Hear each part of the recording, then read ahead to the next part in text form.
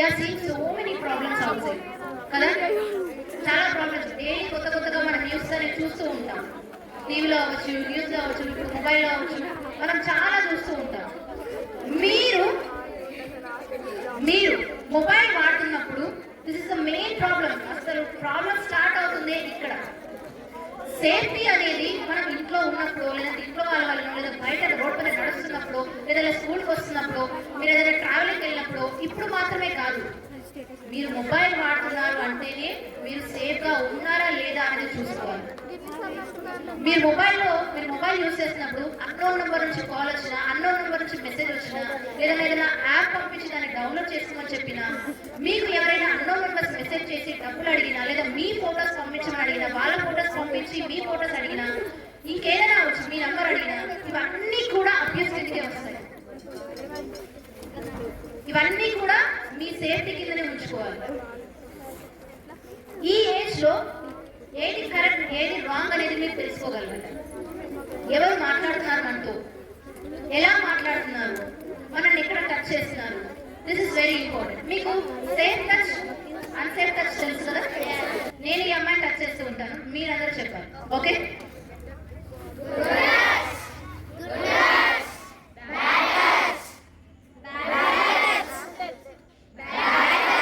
ఇది గుడ్ టచ్చా, బ్యాడ్ టచ్చా?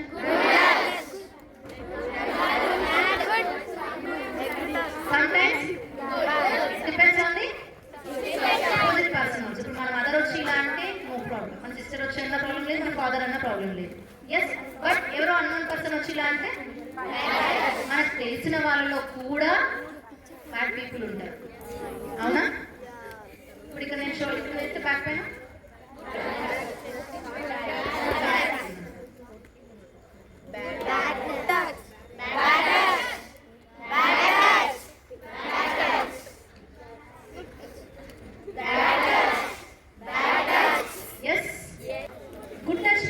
తెలుసుకోవడం ఇంపార్టెంట్ కాదు. ఇది తెలుసుకొని కామ్గా ఉండడం మాత్రం ఇంపార్టెంట్ కాదు. మీకు తెలిసిన విషయాన్ని మీ ఇంట్లో చిన్నపిల్లలు కూడా ఉండి ఉంటారు, మీ చుట్టుపక్కల అవ్వచ్చు, మీ ఇంట్లో అవ్వచ్చు, మీ రిలేటివ్స్లో అవ్వచ్చు, వాళ్ళకి మెయిన్గా మీరు ఇది నేర్పించాలి. మీరు సేఫ్గా ఉండడంతో పాటు మీ చుట్టూ ఉన్న వాళ్ళని కూడా సేఫ్గా ఉంచేలా చేయాలి. అండ్ మీ ఇంట్లో మీ బ్రదర్స్ ఉన్నా కూడా, బ్రదర్స్ అంటే చిన్నపిల్లలు కూడా ఉంటారు, మీ తమ్ముడు ఉంటారు, అన్న ఉంటారు, వాళ్ళకి కూడా మీరు నేర్పించాలి ఏది గుడ్ టచ్, ఏది బ్యాడ్ టచ్ అని, ఏది సేఫ్టీ, ఏది సేఫ్టీ కాదు అని చెప్పేసి. అండ్ చేంజ్ అని అనుకున్నప్పుడే నీ లైఫ్ అనేది మారడం మొదలవుతుంది. అండ్ చేంజ్, నేను నా లైఫ్ బాగుండాలి, నేను హ్యాపీగా ఉండాలి, మీరంటే మా పేరెంట్స్ నేను హ్యాపీగా చూసుకోవాలి, నా లైఫ్ నేను హ్యాపీగా లీడ్ చేయాలంటే అండ్ చేంజ్. నేను మారకపోతే నా లైఫ్ మారుతుందా? మరి ఎవరి కెరీర్ మీద ఎవరు ఫోకస్ చేయాలి? ఎవరి కెరీర్ మీద ఎవరు ఫోకస్ చేయాలి? నీ కెరీర్ మీద నువ్వు ఫోకస్ చేయాలి. Tell me one thing, success కావాలంటే ఉండాల్సిన ఒక క్వాలిటీ చెప్పండి. సక్సెస్ కావాలంటే ఉండాల్సిన ఒక క్వాలిటీ హార్డ్ వర్క్, ఇంకా డిసిప్లిన్, ఇంకా కాన్ఫిడెన్స్, ఇంకా రెస్పెక్ట్, ఇంకా కన్సిస్టెన్సీ, ఇంకా నాలెడ్జ్, డిటర్మినేషన్, కాన్సంట్రేషన్, ఫోకస్. ఇవన్నీ దేనిపై ఉండాలి? ఓకే, మీరు చెప్పిన పాయింట్స్ అన్ని నేను తీసుకుంటాను. ఇవన్నీ దేనిపై ఉండాలి? వాట్ మీ గోల్ ఏదైతే పెట్టుకున్నారో, మీ డ్రీమ్ ఏదైతే పెట్టుకున్నారో, దానిపైన ఇవన్నీ ఉంటే మీరు ఆ గోల్ రీచ్ అవుతారు. నేను మీకు ఒక వర్డ్ చెప్తాను, దానికి అపోజిట్ వర్డ్ చెప్పాలి. Okay, school. School opposite word ఏంటంటే స్కూల్లోనే ఉంటామని చెప్పలేదు. Okay, study. Yes. Happiness. Okay. Honesty. Yes. Fear.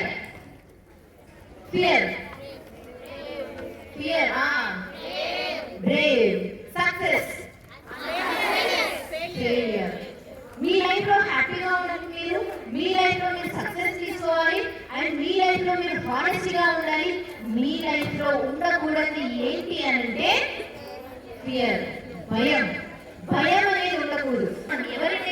గుర్తు చేసుకుంటున్నామో, పర్సన్ అనే కాదు, మనం దేని గురించి అయితే ఎక్కువగా ఆలోచిస్తుంటామో, మనం దేని గురించి అయితే ఎక్కువగా గుర్తు చేసుకుంటూ ఉంటామో, మన ఆలోచనలు దేని గురించి అయితే తిరుగుతూ ఉంటాయో అదే మనకి మన ముందుకు వస్తుంది, అదే మన లైఫ్ లో ఎప్పుడు కనిపిస్తూ ఉంటుంది. సో మీరు మేనిఫెస్ట్ చేయాల్సింది ఎప్పుడైనా positive things, not negative things. Me life లో మీకు ఏది కావాలన్నా మీరు ఆలోచించాల్సింది పాజిటివ్ వేలో, నెగిటివ్ వేలో కాదు. మేనిఫెస్టేషన్ కి చాలా పవర్ ఉంటుంది. మీ సబ్ కాన్షియస్ మైండ్ కి ఇంకా బిగ్గెస్ట్ పవర్ ఉంటుంది. ఒక్కసారి లైఫ్ లో ఏదైనా ట్రై చేసి ఓడిపోయినప్పుడు అక్కడే ఆగిపోయావు అని అంటే that is your biggest failure in my life. ఏదైనా చిన్నది చేసినప్పుడు ఫెయిల్యూర్ ఖచ్చితంగా వస్తుంది ఎవరికైనా, బట్ అక్కడే ఆగిపోయామంటే that is the end to your life. మీకు తెలిసిన కొన్ని ఎమోషన్స్ చెప్పండి, మీకు తెలిసిన కొన్ని ఎమోషన్స్ చెప్పండి. సాడ్, హ్యాపీ, అంతేనా? Anger, confuse, depression, shy, ego, fear,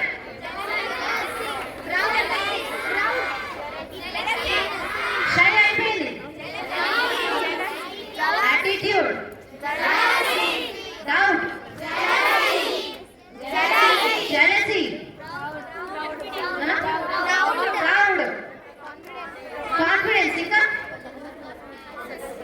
stress, ఇంకా ఇంకేం ఎమోషన్స్ ఉంటాయి? Insult. Okay, super. Okay, done. Main thing is మీ గురించి మీకు ఎంత తెలుసు అని అడిగాను. Self awareness. మీరు ఒక పనిని ఎంత ఇష్టంగా చేస్తారనేది మీకు మాత్రమే తెలుస్తుంది. అంటే ఇక్కడ చూడండి, నేను అడిగిన క్వశ్చన్ ఏంటి అని అంటే, మీరు ఒక పనిని ఎంత ఇష్టంగా చేస్తారో అనేది ఒక పాయింట్ అయితే, మీరు కోపంగా ఉన్నప్పుడు ఎలా బిహేవ్ చేస్తారనేది ఇంపార్టెంట్, మీరు బాధలో ఉన్నప్పుడు ఎలా బిహేవ్ చేస్తారనేది ఇంపార్టెంట్, ఒక ఎమోషన్ ని మీరు ఎలా క్యారీ చేస్తున్నారు అనేది ఇంపార్టెంట్, మీరు ఏ క్లాస్ అయినా అవ్వచ్చు, ఏ ఎమోషన్ లో మీరు ఎలా బిహేవ్ చేస్తున్నారు అనేది ఇంపార్టెంట్. అన్ని సిచ్యువేషన్స్ కలిపి ఒక్కరి మీదే చూపిస్తారా లేదా మీరు ఎమోషన్స్ ని బ్యాలెన్స్డ్ గా చేస్తారా? That is very important.